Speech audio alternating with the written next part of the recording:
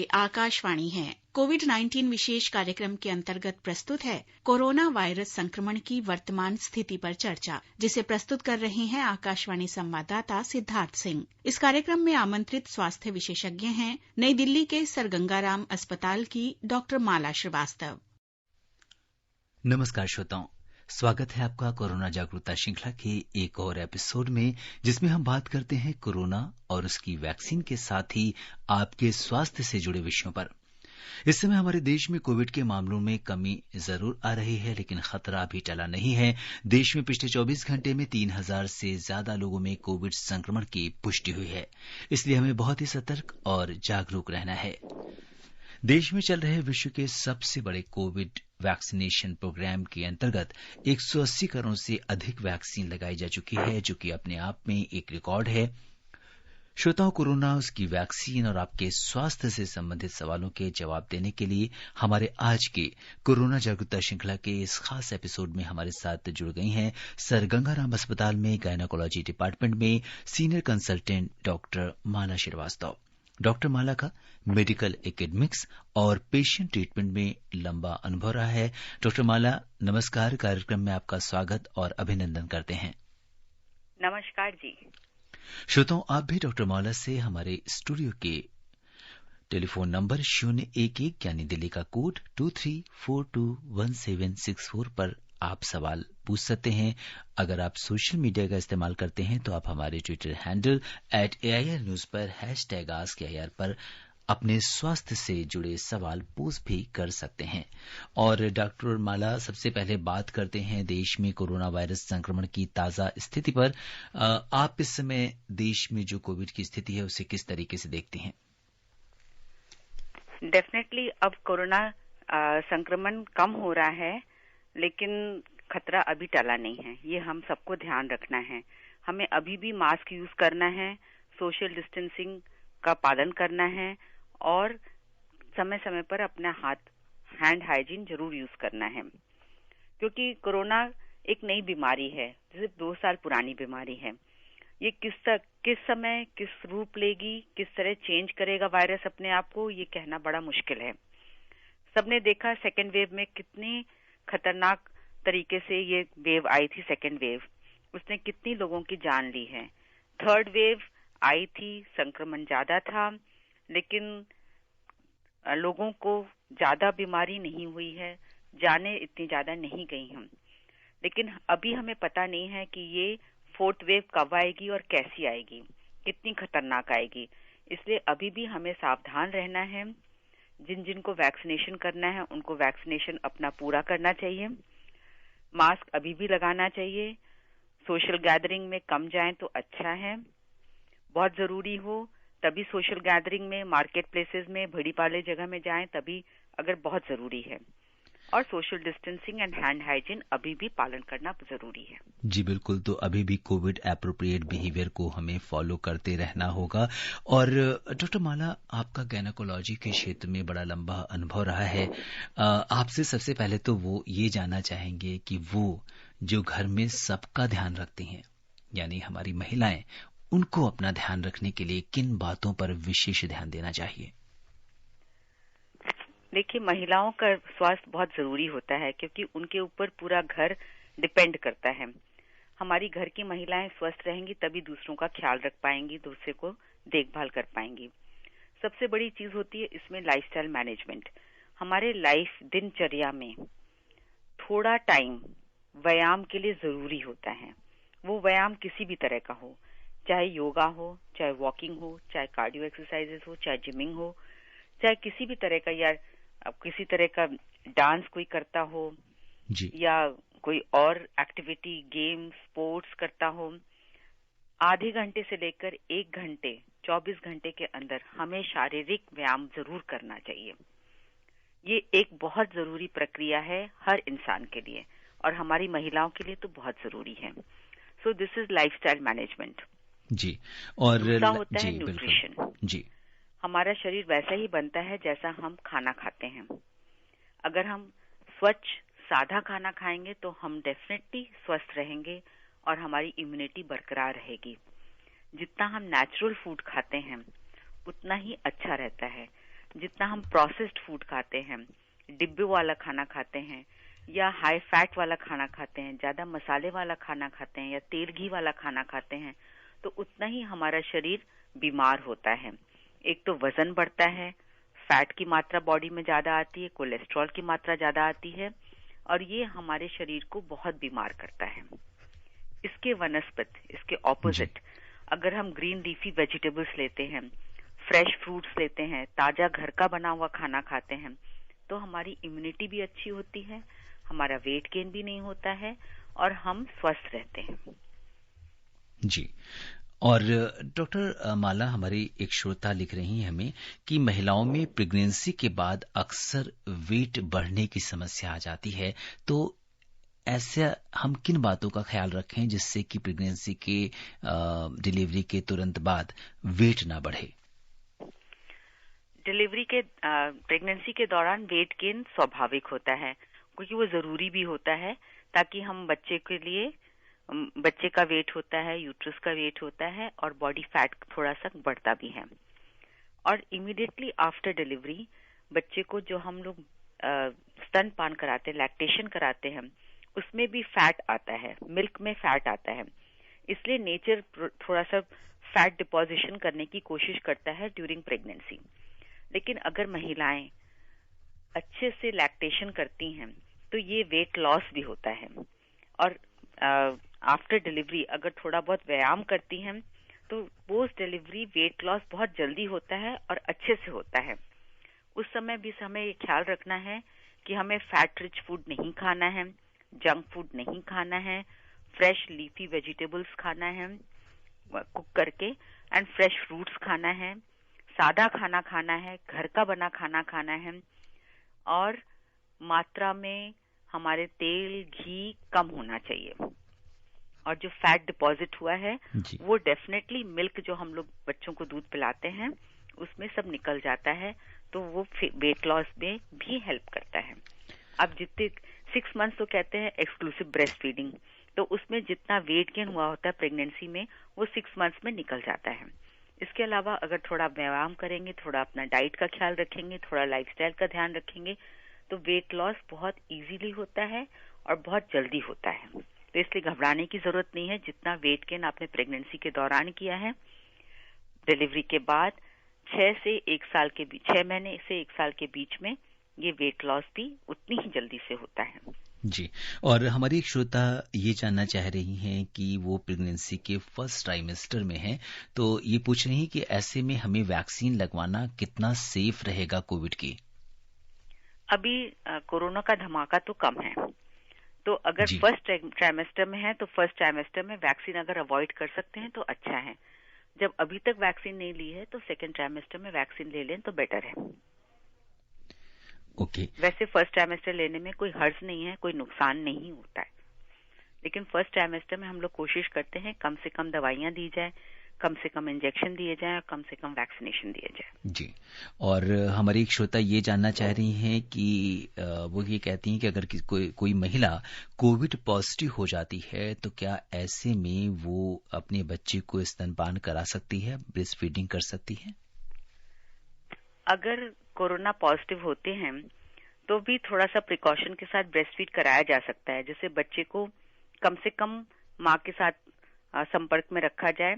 और जब भी बच्चे के संपर्क में आए तो माँ मास्क जरूर लगाएं, हाथ अच्छे से धोकर तब बच्चे को हैंडल करें और ब्रेस्ट फीड कराकर फिर अपने से दूर कर लें, क्योंकि ब्रेस्ट फीड डेफिनेटली बच्चे के लिए अच्छा है।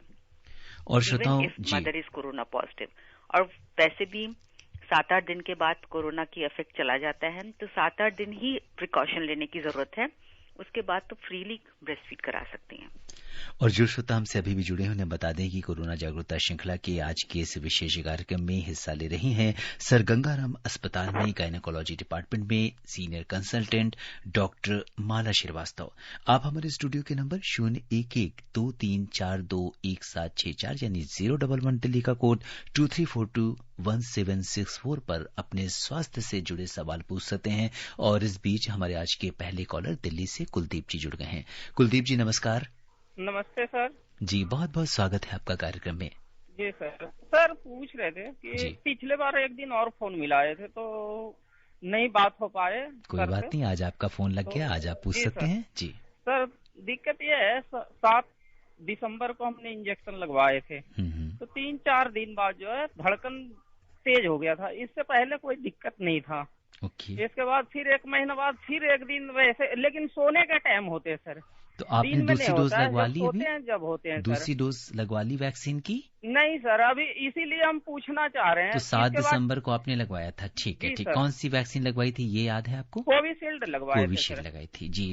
डॉक्टर माला, पहली डोज लगवाई है कोविशील्ड की, कह रहे हैं कि दिल की धड़कन थोड़ी बढ़ गई है, तो क्या ऐसा संभव है वैक्सीन की वजह से? घबराने की जरूरत नहीं है। वैक्सीन का साइड इफेक्ट नॉर्मली पैल्पिटेशन नहीं होता है, लेकिन सब लोगों का रिएक्शन अलग अलग होता है। घबराने की जरूरत नहीं है। ये बेझिझक होकर अपना सेकेंड डोज लगवा सकते हैं। अभी तो ये स्वस्थ है, तो ये सेकेंड डोज आराम से लगवा सकते हैं। जी बिल्कुल। और डॉक्टर माला, महिलाओं में एक बड़ी समस्या एनीमिया जो है, बहुत कॉमन प्रॉब्लम देखी जाती है। तो एनीमिया से बचने के लिए महिलाएं क्या कर सकती हैं, और कितनी कॉमन प्रॉब्लम है ये? हाँ, हमारी महिलाओं में एनीमिया की प्रॉब्लम काफी है। 60 to 70% महिलाएं हमारी हैं, यंग महिलाएं जो हैं, उनको एनीमिया की प्रॉब्लम होती है। उसके 2-3 कारण होते हैं। एक तो हमारे डाइट जो होता है, उसमें डाइट में आयरन रिच फूड कम होता है। हम लोगों की परंपरा से पहले जैसे होता था कि लोहे की कढ़ाई में खाना बनता था, उससे हमारा आयरन आता था। फिर हमारा जो डाइट है उसमें हमें ये देखना है, ग्रीन लीफी वेजिटेबल्स उसमें आयरन रिच होता है, आंवला उसमें आयरन ज्यादा होता है। हमारी महिलाएं जो हैं वो नॉन वेजिटेरियन कम खाती हैं, जी। तो वेजिटेरियन फूड में भी वो ग्रीन लीफी वेजिटेबल्स की मात्रा भी कम लेती हैं, तो इस तरह से उनको आयरन कम मिलता है। हमारी सारी दालें जो हैं, राजमा, चने, छोले, इन सब में आयरन बहुत होता है। गुड़ चना, इसमें आयरन बहुत होता है। तो हमें अपनी महिलाओं को बताना चाहिए कि क्या खाएं ताकि उनको फूड में आयरन मिल सके। दूसरा, हमारे कुछ महिलाओं को जैसे एक्सेसिव ब्लीडिंग ड्यूरिंग पीरियड्स होता है, उसमें उनको ब्लड लॉस होता है, या किसी को पाइल्स होता है उसमें भी ब्लड लॉस होता है, किसी को गम ब्लीडिंग होती है उसमें भी ब्लड लॉस होता है। जी।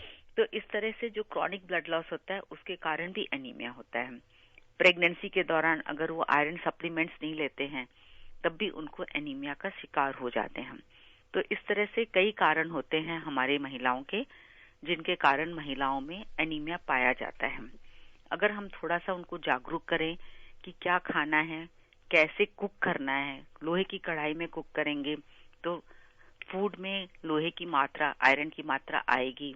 गुड़ चना खाएंगे, या अगर पॉसिबल होता है तो नॉन वेज फूड लेंगे, तो इन सब से आयरन की मात्रा डाइट में आ सकती है। इसके बावजूद भी अगर एनीमिया होता है तो आयरन सप्लीमेंट देने में कोई हर्ज नहीं है।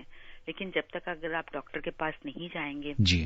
तो आपको पता भी नहीं चलेगा कि आपको एनीमिया है, और उसके फिर आप आयरन सप्लीमेंट्स भी नहीं ले पाएंगे। तो अगर थोड़ा सा लगता है कि आपको इजी फैटिगेबिलिटी है, जल्दी आप थक जाते हैं, ज्यादा काम नहीं कर पाते हैं, तो डॉक्टर के पास जरूर जाइए, अपना हीमोग्लोबिन टेस्ट कराइए, और अगर एनीमिया है तो सप्लीमेंट जरूर लीजिए। जी। और डॉक्टर माला, इस बीच हमारे साथ बलरामपुर से रिंकी तिवारी जी जुड़ गई हैं। रिंकी जी नमस्कार। नमस्ते जी, बहुत बहुत स्वागत है आपका कार्यक्रम में। बताइए क्या जानना चाहती हैं आप?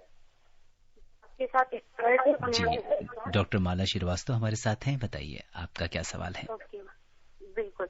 मेरा क्वेश्चन है कि जैसे जो एक प्रेग्नेंट वुमेन होती है जी। जैसे जो गांव के लेवल से होती है, तो उन्हें इतनी जागरूक नहीं होती कि वो अपने आहार को या अपने जो भोजन है उसमें संतुलित आहार ले। तो उनके लिए कौन कौन से आहार होने चाहिए ताकि उनके अंदर खून की कमी ना हो, या अन्य रोग हो जाती, कैल्शियम हो जाती, तो उनको कितने मात्राओं में लेना चाहिए ताकि ऐसे रोगों से शिकार ना हो, उससे ग्रस्त ना हो? जी डॉक्टर माला। बेसिकली हमारा जो पारंपरिक खाना है, जिसको हम बैलेंस डाइट कहते हैं, थाली कहते हैं, दाल, चावल, सब्जी, रोटी और दही, ये हमारा जो बैलेंस डाइट होता है, जो हमारा पारंपरिक खाना है, ये सब चीजों को परिपूर्ण करता है। दाल में आयरन होता है, हरी सब्जियों में आयरन होता है, हम जो सैलेड खाते हैं या चटनी खाते हैं, हरी धनिया, पुदीना की, उन सब में आयरन होता है। और जो हम दही खाते हैं उसमें प्रचुर मात्रा में कैल्शियम होता है। हमारा पारंपरिक लाइफस्टाइल में सब लोग 1 गिलास दूध सोते समय जरूर पीते हैं, तो उससे हमें कैल्शियम की परिपूर्णता होती है। तो हमें अपनी जो महिलाएं हैं उनको जरूर कहना चाहिए कि बैलेंस डाइट खाएं। थाली में जैसे दाल, चावल, सब्जी, रोटी जरूर खाएं और सैलेड्स खाएं। जो सीजनल फ्रूट हैं, एक फ्रूट दिन भर में खाएं तो वो काफी है सब विटामिन एंड माइक्रोन्यूट्रिएंट्स के लिए। लोहे की कढ़ाई में खाना बनाएं, सब्जी बनाएं तो उसमें आयरन आ जाता है प्रचुर मात्रा में। ग्रीन लीफी वेजिटेबल्स का सेवन करें सुबह शाम और सैलेड खाएं, जैसे खीरा है, मूली है, इन सब में भी आयरन आता है और विटामिन भी आते हैं। अगर हम उनको सैलेड में हम नींबू डालते हैं तो उसमें विटामिन सी भी आता है। तो इस तरह से हम अपने महिलाओं को जागरूक कर सकते हैं कि प्रचुर मात्रा में बैलेंस डाइट लें, ग्रीन लीफी वेजिटेबल्स खाएं, दूध और दही का सेवन करें ताकि उनको आयरन भी मिले, कैल्शियम भी मिले, प्रोटीन भी मिले। रोज सुबह शाम 1 कटोरी दाल खाएं ताकि प्रोटीन उनको प्रचुर मात्रा में मिल सके। जी बिल्कुल, तो बैलेंस डाइट के बारे में बहुत अच्छी जानकारी आपने दी।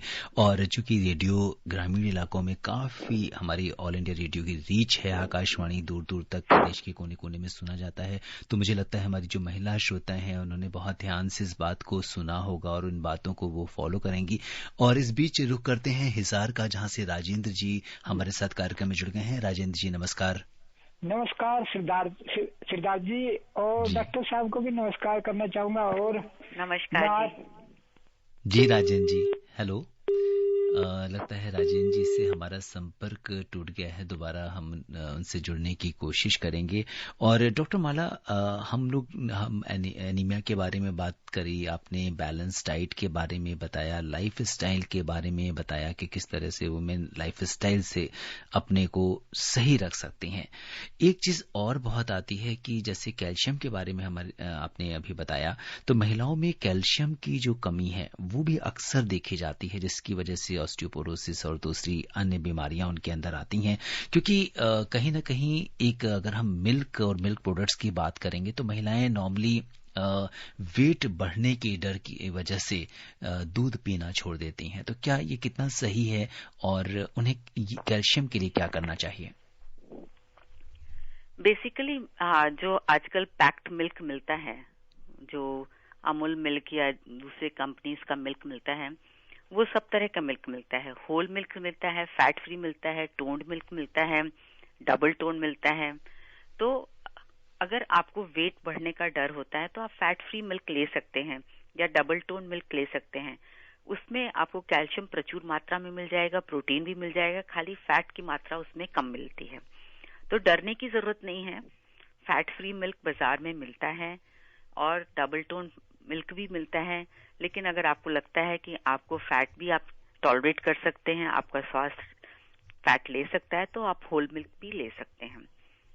डेफिनेटली मिल्क कैल्शियम का बहुत अच्छा स्रोत है एंड दही भी बहुत अच्छा फूड है कैल्शियम सप्लीमेंट्स के लिए। तो इन मिल्क प्रोडक्ट्स को जरूर अपने डाइट में शामिल करें। पनीर, उसमें फैट कम होता है, प्रोटीन और कैल्शियम दोनों होता है। तो इस तरह से हम अपने डाइट को मॉडिफाई कर सकते हैं और डाइट के द्वारा हम प्रचुर मात्रा में कैल्शियम और प्रोटीन प्राप्त कर सकते हैं अपनी हेल्थ के लिए। जी, और रुख करते हैं गुरुग्राम का, जहां से सुभाष जी जुड़ गए हैं कार्यक्रम से अपने सवाल के साथ। आइए जानते हैं सुभाष जी का क्या सवाल है। सुभाष जी नमस्कार। नमस्ते सिद्धार्थ सर जी, बहुत बहुत स्वागत है आपका कार्यक्रम में। नमस्कार सर, मैं प्रोग्राम सुन रहा था बड़े ध्यान से। जैसे डॉक्टर ने बताया कि एनीमिया जो है फीमेल में ज्यादा होता है, क्योंकि जिसे रक्ताल्पता कहते हैं। जी सर, पुरुषों में भी होता है। तो मैं पुरुषों में एनीमिया ना हो उसके लिए सचेत होना या फल का सेवन कौन सा करे बढ़िया, और इस तरह से उनको हेमोग्लोबिन का स्तर जो है वो लेवल बढ़ा रहे, उसके बारे में जरा कृपा करके बताइए। फल में सर संतरा ज्यादा यूजफुल है सर, कृपा करके बताइए। धन्यवाद जी। डॉक्टर माला क्या कहेंगे आप? केले में भी आयरन होता है, एप्पल में भी आयरन होता है, जो बनाना होता है उसमें बहुत न्यूट्रिएंट्स होते हैं। अगर आप रोज एक केला खाते हैं तो आपको काफी मात्रा में न्यूट्रिएंट्स, विटामिन सब मिलते हैं। One Apple a day keeps doctor away. Apple में भी बहुत प्रचुर मात्रा में आयरन होता है। सबसे पहले तो हम पुरुषों के बारे में जो देखते हैं कि उनमें एनीमिया कैसे होता है। उनमें एनीमिया होता है क्रॉनिक ब्लड लॉस से। क्रॉनिक ब्लड लॉस, जैसे गम ब्लीडिंग हो रही है तो रोज थोड़ा थोड़ा ब्लड लॉस होता है, तो इसलिए उनमें एनीमिया हो सकता है। दूसरा हो सकता है कि अगर ब्लीडिंग पाइल्स होते हैं जी। या पेट में कीड़े होते हैं, तो उन कारणों से उनको ब्लीडिंग होती रहती है, तो इसलिए क्रॉनिक एनीमिया होता है। तो सबसे पहले अगर एनीमिया है तो कारण उसका जानना जरूरी होता है, किस कारण से है, और उस कारण का निवारण कर लिया जाए तो ज्यादा अच्छा है। सप्लीमेंट्स, जैसे फल का सप्लीमेंट में अमरूद, केला, देन एप्पल, इन सब में प्रचुर मात्रा में, जो हमारे कॉमन फ्रूट्स हैं, इसमें प्रचुर मात्रा में आयरन होता है। आंवला, उसमें भी आयरन होता है। तो ये सब फ्रूट्स हैं जिसमें प्रचुर मात्रा में आयरन होता है। जो हम दाल रोज खाते हैं, राजमा, चना, इन सब में आयरन होता है। ग्रीन लीफी वेजिटेबल्स में भी आयरन होता है।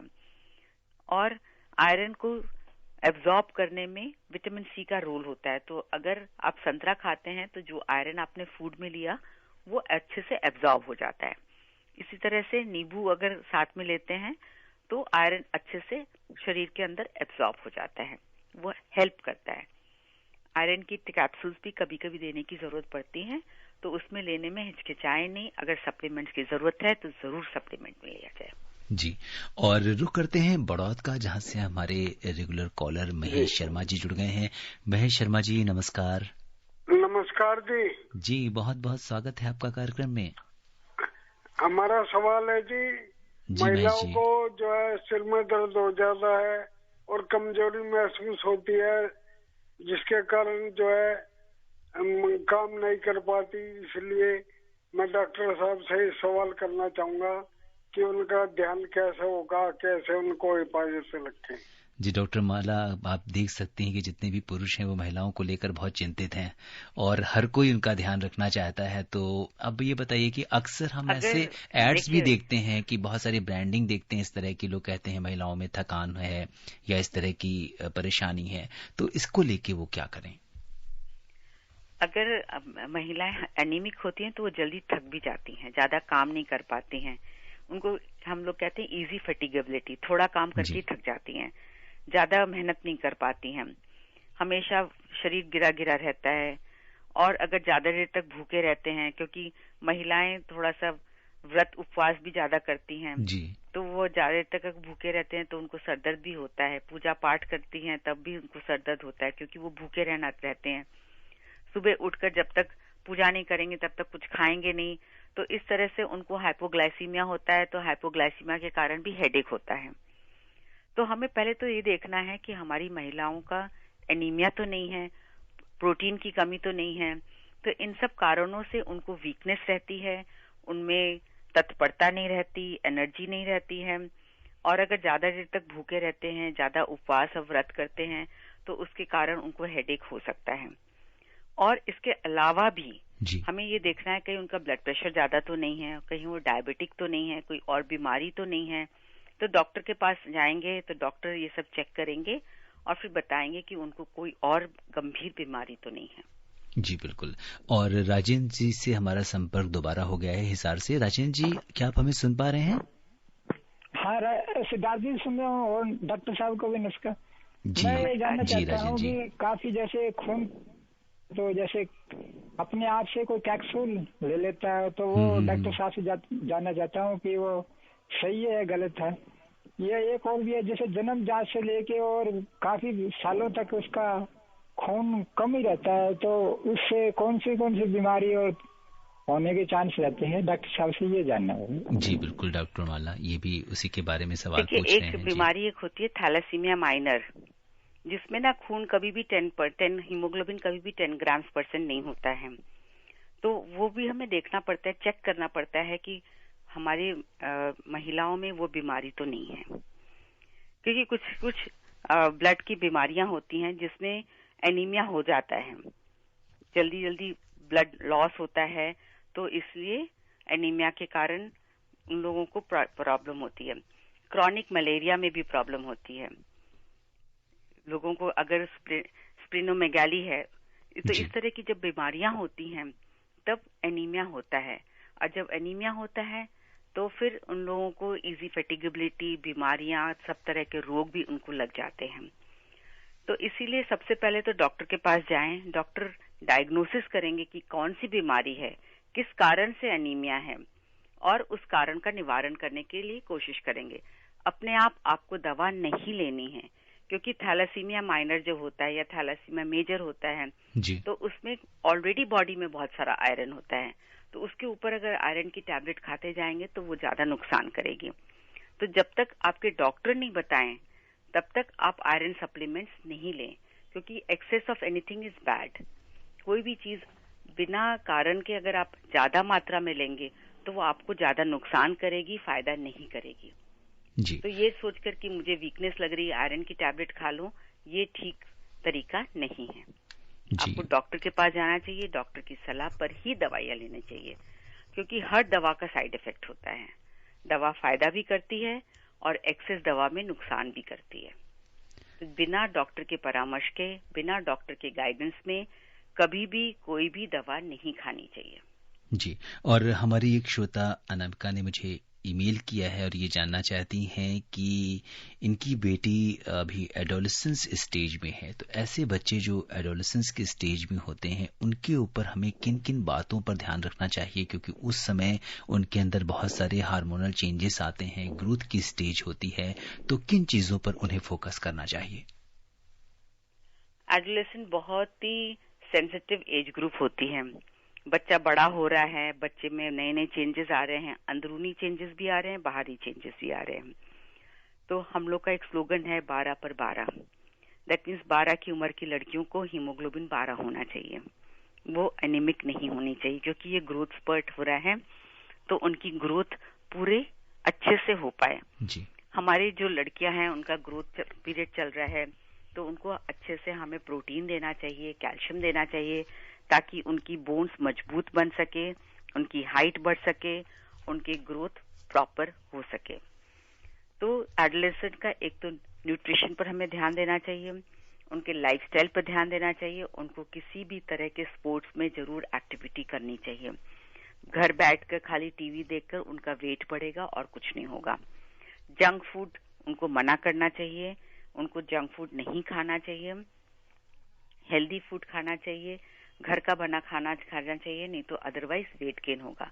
वेट गेन होता है तो उनको बॉडी इमेज की प्रॉब्लम लगती है कि वो सुंदर नहीं दिख रहे हैं, उनकी बॉडी ऐसी नहीं है जैसा वो चाहते हैं जी। फिर उनको डिप्रेशन आने लगता है। दूसरा, उनको पढ़ाई में भी कंसंट्रेट करना चाहिए, करियर में कंसंट्रेट करना चाहिए, और इंटरनेट एडिक्शन नहीं होना चाहिए, क्योंकि इंटरनेट में इतनी ज्यादा इंफॉर्मेशन होती है, जो इतनी ज्यादा इंफॉर्मेशन एडोलेसेंट के लिए जरूरी नहीं होती है। उनको अपना खेल में ध्यान रखना चाहिए, अपना डाइट का ध्यान रखना चाहिए, अपना करियर का ध्यान रखना चाहिए।